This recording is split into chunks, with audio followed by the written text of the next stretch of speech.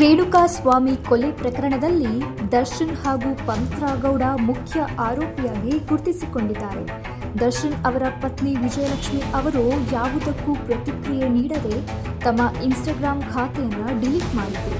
ಆದರೆ ಇದೀಗ ನಟ ಚಾಲೆಂಜಿಂಗ್ ಸ್ಟಾರ್ ದರ್ಶನ್ ಅವರ ಮಗ ವಿನೇಶ್ ದರ್ಶನ್ ಅವರು ಸಾಮಾಜಿಕ ಜಾಲತಾಣದಲ್ಲಿ ಪೋಸ್ಟ್ ಒಂದನ್ನು ಶೇರ್ ಮಾಡುವುದರ ಮೂಲಕ ಪ್ರತಿಕ್ರಿಯಿಸಿದ್ದಾರೆ. ನನ್ನ ತಂದೆ ಬಗ್ಗೆ ಕೆಟ್ಟ ಕಾಮೆಂಟ್ಸ್ ಮತ್ತು ಅಸಭ್ಯ ಭಾಷೆಯಲ್ಲಿ ನಿಂದಿಸ್ತಿರೋರಿಗೆ ಧನ್ಯವಾದಗಳು. ನನಗೆ ಇನ್ನೂ 15 ವರ್ಷ, ನನಗೂ ಮನಸ್ಸಿದೆ. ಈ ಕಷ್ಟದ ಸಮಯದಲ್ಲಿ ನನ್ನ ತಾಯಿ ಮತ್ತು ತಂದೆಗೆ ನಿಮ್ಮ ಬೆಂಬಲದ ಅಗತ್ಯವಿದೆ.